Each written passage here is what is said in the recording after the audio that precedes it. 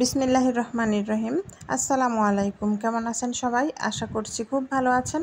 আমিও ভালো আছি আলহামদুলিল্লাহ। বরাবরের মতোই একটি ভিডিও নিয়ে হাজির হয়ে গেলাম আপনাদের মাঝে।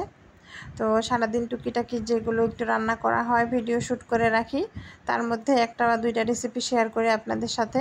খুব বেশি শেয়ার করলে তো ভিডিওটা বড় হয়ে যাবে, আপনারা দেখবেন না। তো আপনারা আবার এটা ভাইবেন না যে শুধু এই যা শেয়ার করি শুধু সারাদিন সেটাই খাওয়া হয়। সারাদিনে এর থেকেও অনেক বেশি রান্না করা হয় যেগুলো আমি ভিডিও করি না। যেমন সকালের দিকে যেটা রান্না করি সেটা ভিডিও করি না, রাতে যেটা করা হয় সেটাও ভিডিও করি না, শুধুমাত্র দুপুরে ভিডিও করি। তার কারণ হলো দুপুরে একটু আলো থাকে, বাহিরের আলো। আর আমার কিচেনের লাইটটা লাইট আছে, কিন্তু ওই লাইটে অন্ধকারে যেটা রান্না করা হয় ওই লাইট দিয়ে কাজ হয় না আর কি। তো এই জন্য আমার দিনের আলোতে যে আমার জানালার পাশে দিয়ে রোদ আসে, তো দিনের আলোতে যতটুকু ভালো আলো আসে আর কি ভিডিও করা যায়। রাতের বেলা ওরকম ভিডিও করা হয় না, আর সকালবেলাও করা হয় না, কারণ সকালবেলায় খুব ঝটপট নাস্তা বানাইতে হয়। যেটাই করি, খিচুড়ি করি, যেমন আজকে খিচুড়ি করেছিলাম। তো একবার মনে হলো যে একটা রিল অন্তত বানাই, পরে আবার ভাবলাম থাক, একদম যখন রান্না করব দুপুরে তখনই বানাবো, কারণ অলসতা লাগে আর কি। ভিডিও করতে মন চায় না সব সময়।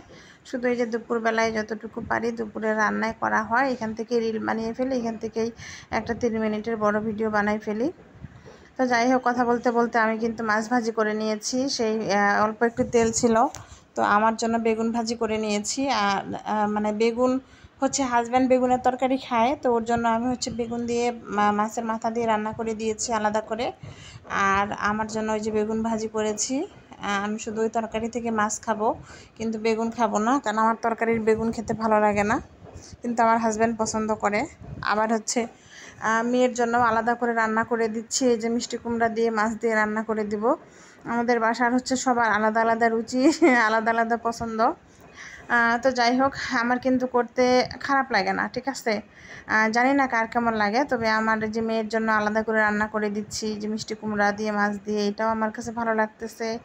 আবার হাজব্যান্ডকে যেহেতু সে বেগুনের তরকারি পছন্দ করে, তাই জন্য তাকে মাছের মাথা দিয়ে বেগুন দিয়েও কিন্তু রান্না করে দিয়েছি। ওইটা অন্য ভিডিওতে দেখতে পাবেন, এই ভিডিওতে দিইনি।